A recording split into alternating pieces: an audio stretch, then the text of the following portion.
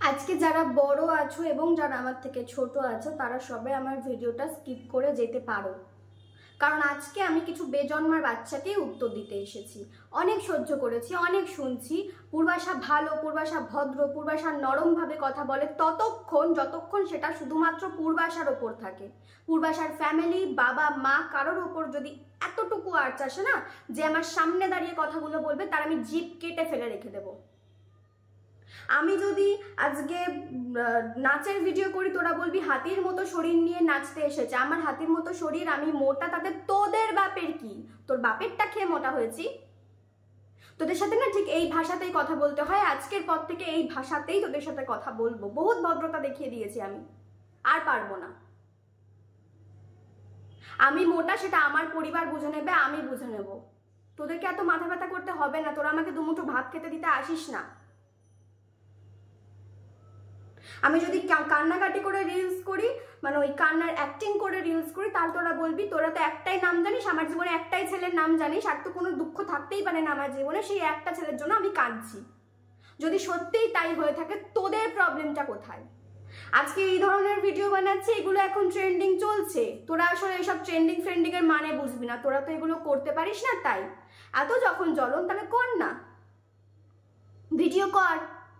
যাদের আমাকে মোটা বলে মনে হয় তাদের নিশ্চয়ই ফিগার খুব সুন্দর, তাহলে সেই ফিগার নিয়ে কর, নাচানাচি কর, ভিডিও কর।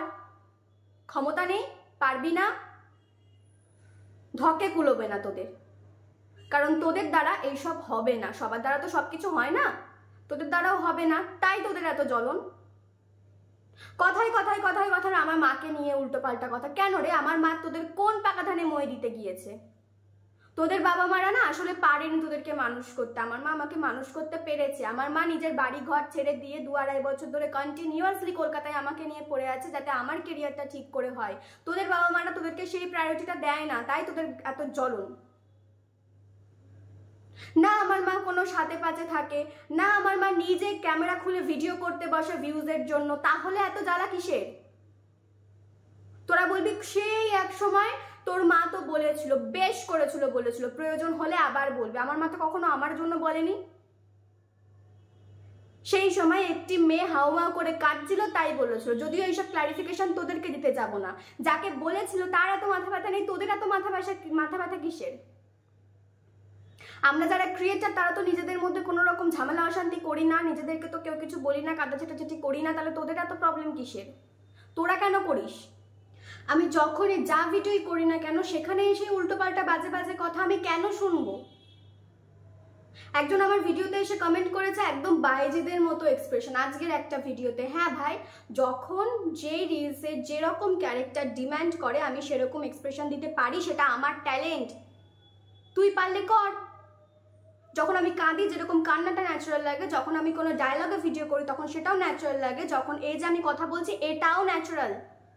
এটা তো একদম সত্যি, ওগুলো না হয় নাটক, এটা সত্যি। যখন আমি নরম সুরে কথা বলি সেটাও সত্যি, সবগুলোই সত্যি। তোদের যদি এত প্রবলেম থাকে তাহলে নট ইন্টারেস্টেড করে দে, আনসাবস্ক্রাইব করে দে, দেখবি না আমার ভিডিও। আমি চাই না তোদের মতো এরকম অমানুষের বাচ্চাদেরকে আমার প্রোফাইলে রাখতে। তাতে যদি আমার 10টা সাবস্ক্রাইবার থাকে, আমার 10টা সাবস্ক্রাইবার নিয়ে আমি খুশি থাকবো।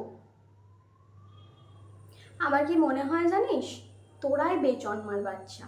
তোদেরই বাবা মাদের কোনো ঠিক নেই। তোদের বাবা মারা ঠিক মতন জানে না তোকে কি করে জন্ম দিয়েছে। তোদের বাবা মারা রাস্তাঘাটে বাবারা অন্য মহিলাদের সাথে আর মায়েরা অন্য পুরুষদের সাথে এক্সট্রা ম্যারিটাল অ্যাফেয়ার করে বেড়ায় বলেই তোদের এত অন্যে বাবা মাকে নিয়ে মাথা ব্যথা। বুঝতে পেরেছি রে আমি। আসলে তোদের বাবা মারা তোদেরকে এত প্রায়োরিটি দেয় না, তাই তোদের এত জ্বলন। তোদের বাবা মারা যদি তোদেরকে ঠিকঠাক প্রায়োরিটি দিয়ে ঠিকঠাক শিক্ষা দিতে পারতো, তাহলে নিশ্চয়ই অন্য কারোর ভিডিওতে এসে এই ধরনের মন্তব্য তোরা করতে পারতিস না।